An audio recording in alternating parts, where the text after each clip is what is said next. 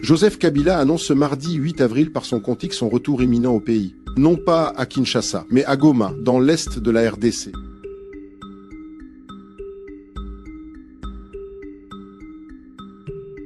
Je rentre.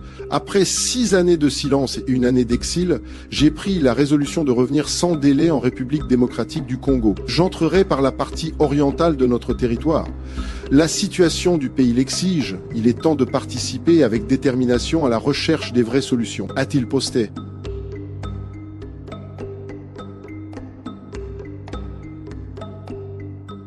Une ville qui, à ce jour, est partiellement sous occupation du M23, groupe rebelle soutenu par l'armée rwandaise. Cette décision intrigue, dérange et renforce les soupçons déjà exprimés par le président Félix Tshisekedi lui-même lorsqu'il évoquait la possible paternité de cette rébellion par l'ancien chef de l'État. Je n'ai absolument pas l'impression que l'opposition qui a pris les armes, qui a fomenté avec le Rwanda ce coup contre la République est dans son bon droit. D'ailleurs, la preuve, c'est que les vrais commanditaires se cachent. Et le vrai commanditaire de cette opposition, c'est mon prédécesseur, c'est Joseph Kabila.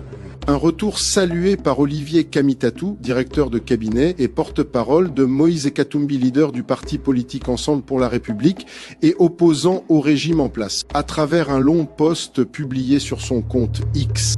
Le retour imminent de Joseph Kabila à Goma, ville emblématique de notre souveraineté nationale, porte un message clair: la résolution de la crise congolaise ne saurait reposer uniquement sur des interventions extérieures. La clé de notre stabilité et de notre avenir réside au cœur de notre pays. Cette démarche s'inscrit dans une logique plus vaste, celle d'un ancien président déterminé à faire valoir ses droits citoyens dans un contexte où sa sécurité semble désormais garantie, loin des tumultes de Kinshasa. Ce retour intervient alors que Félix Tshisekedi a multiplié les accusations à son encontre sans jamais produire de preuves solides. Cette absence de fondement soulève de graves questions sur l'impartialité de la justice et l'état de droit en RDC. La présence de Joseph Kabila ouvre ainsi la voie à d'autres figures politiques exilées, victimes de décisions arbitraires ou de procès montés de toutes pièces par le régime actuel. À ce jour, Kinshasa persiste obstinément à refuser le renouvellement des passeports de Moïse Katumbi et de moi-même, une violation flagrante de nos droits fondamentaux et de notre liberté de circulation. Pendant ce temps, la situation dans la capitale se détériore. Arrestations arbitraires et harcèlement des opposants se multiplient, fragilisant la démocratie et menaçant l'intégrité même de notre nation.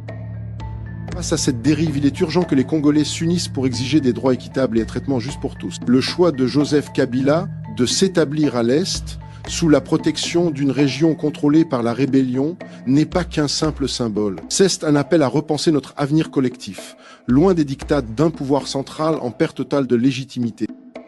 À ce titre, Olivier Kamitatou joue un rôle central dans la communication politique de Moïse Katumbi et dans la stratégie de son parti. Ce qui pousse à déduire que cet ancien ministre du Plan et ancien président de l'Assemblée nationale de la RDC rapporte fidèlement la position de son patron, Moïse Katumbi Chapwe. Sommes-nous là face aux géniteurs de la FC ?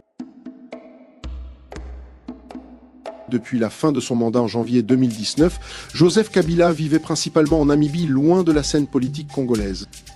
Pendant plus de 5 ans, l'ancien président est resté discret, entretenant le mystère sur ses intentions.